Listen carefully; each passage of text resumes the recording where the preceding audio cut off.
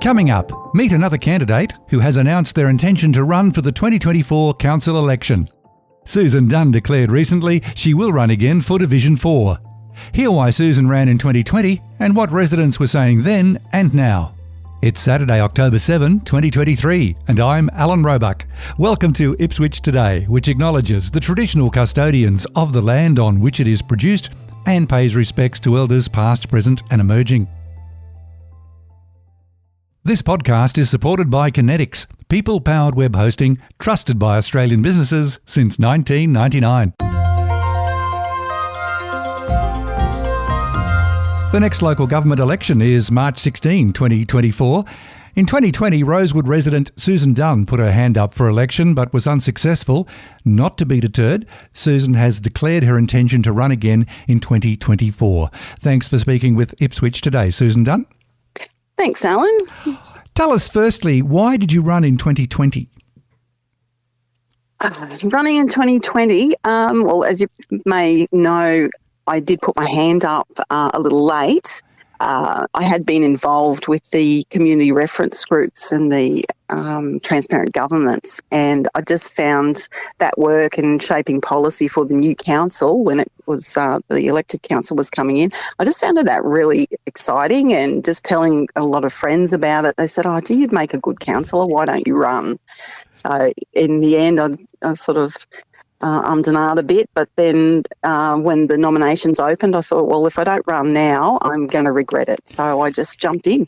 After the 2020 election on Facebook, you congratulated the successful candidates, who were Kate Kunzelman and Russell Milligan, and you said they would make a great team in Div 4. You also said, to all in Ipswich, now you have an elected council accountable to you.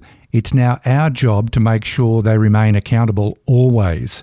You also added, we must never be lulled to sleep and become disinterested in what our council does in our name. Have Kate and Russell made a great team? I think they've done quite well together. I mean, it was brand new for everyone, so it was a clean slate. I think they have done pretty well with just basically starting from scratch.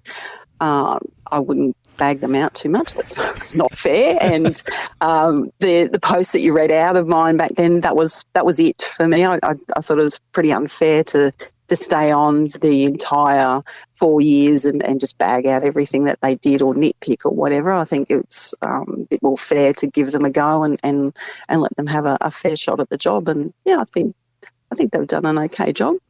So why then do you want to challenge them at this election coming up in March?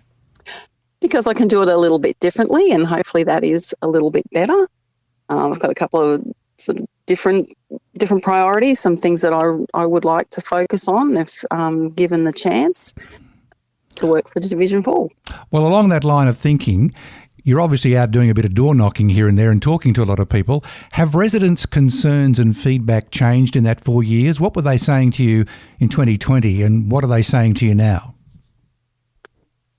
2020, it was more about they wanted a council. There was no council at all, and I think that frustrated a few people. Some people did say that it was a little better because they didn't have to. They just went straight to council, and that suited a lot of people. Now, people are quite concerned about the amount being spent on the mall. That is a big concern and worried that it's at the expense of a lot of other services that council should be providing. People are also worried about the pace of the flood recovery. Seems a lot slower to them than after the last major flood. We seem to bounce back a lot more with services and public space. Anything specific they've identified? Well, I think, you're listeners are probably familiar with the River Heart action, and it's River Heart. That's a real jewel in the crown of the CBD, and it's still languishing. We've got Colleges Crossing in Division 4 that's still partly used, but it's not to its full potential. Did you agree with what the council decided on the way forward for colleges? Not build back the Taj Mahal like it was, but something a little more practical. Do you agree with the plans? To an extent, It should be practical. And we know that that area is going to flood, not due to flooding events, more so than letting water out of the dams, because it's in a tricky spot there. But, I mean, there should be a way of making it more resilient so that, pick it up and rebuild so that people have got something to enjoy out there. People enjoy things like that for so many more days and years than a flood event. A flood event will knock it out for quite a few months, but there's months and months and years of enjoyment that people get out of those kind of facilities. Alternative view to that, Susan, would be the fact that there were millions spent on it with 2 successive floods, got washed away. Do we want to do that a third time? Maybe not the total amount spent, but I think there's a smarter way to spend money. Money's going to be spent on it anyway with maintenance. There's always going to be upgrades or just general maintenance in facilities like that. So there's always going to be money spent on it, but it's got to be a smart way of spending the money.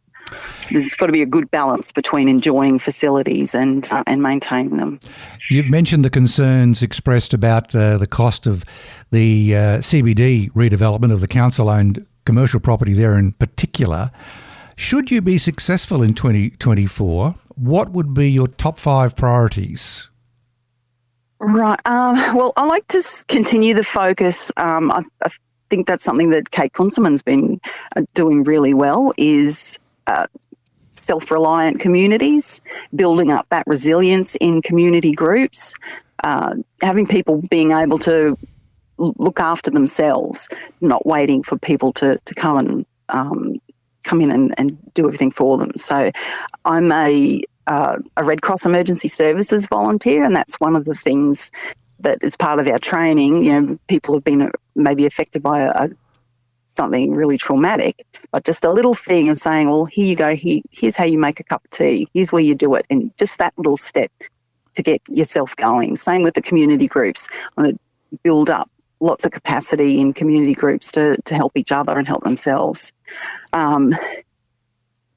There's a couple. What other priorities would you be looking at? I'd really like to focus better on the services that council should be providing. We need it as soon as possible to clear up the spending in the mall. I think that's holding back spending on roads. I know in my area we've finally got a decent road around Walloon, because that was a terrible road. We had people having major damage to their cars, and it's finally been fixed. But that's a core business of council. Are you talking about the section roads there between Walloon Township and Carrabin? And Carrabin, yeah. Yes. Yeah. I drove over that today. I think that's actually a state government road. It is a state road, but if you drive down a couple of side streets like Albert Street and Rosewood, it's a bit bad. So potholes are in your sights? Yes, just crumbling roads more than potholes. It's one massive pothole. Okay, so it's the CBD, commercial property, roads. What else? You've got another 2 shots. Well, they're pretty big ones. They are big ones. Well, I would like to focus on the rural areas and representing them. So I think they're a little bit different to a normal suburb in Ipswich. The rural areas, standalone towns. So we've got, Walloon and Walloon, Thaguna, Rosewood, Pine Mountain, Marburg. They're standalone towns as they are. So they're just a little bit different than a normal suburb. So you've been in Rosewood a while. So you were living there under the previous 10 divisions. Yes. How is it working for residents with the rural area of Ipswich basically split in 2 in terms of divisions? But there's actually 4 councillors representing that same area now. Is that not working? A lot of people are not that happy with it. If you just break it down to Division 4, we'll leave Division 1 aside, but Division 4 people, it's and I think everyone is struggling with the two councillors. There's an expectation that both councillors are going to be at every event or yes, I've heard that mentioned issue. A lot of times. So, and it's a big area. It's basically a state seat. But the changes in the way council handles complaints or inquiries with a centralised call centre, are you happy with that arrangement?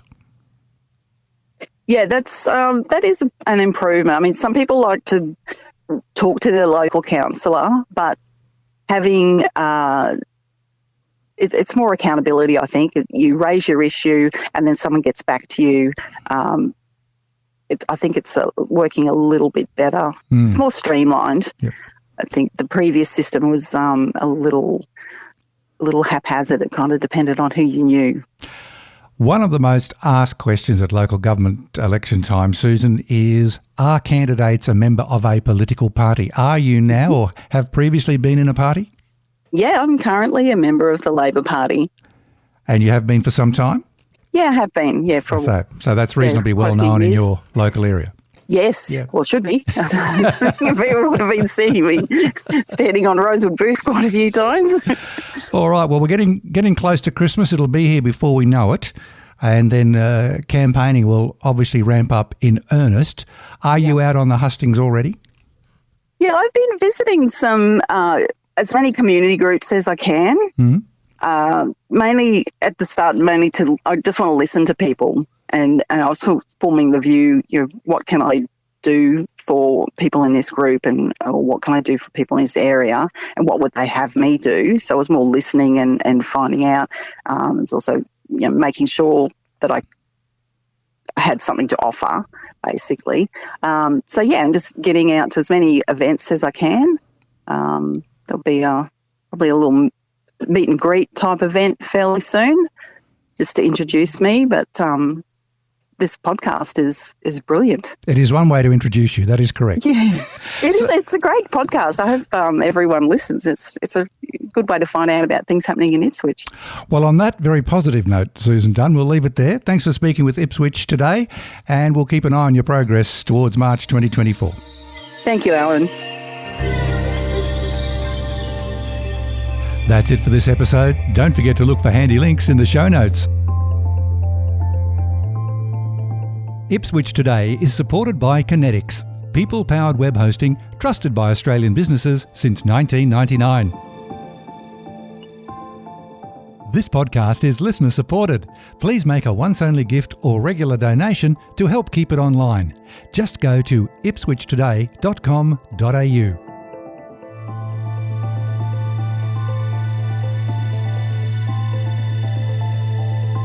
Follow and stream this podcast from your favourite app, including iHeartRadio, or play Ipswich Today on smart speakers.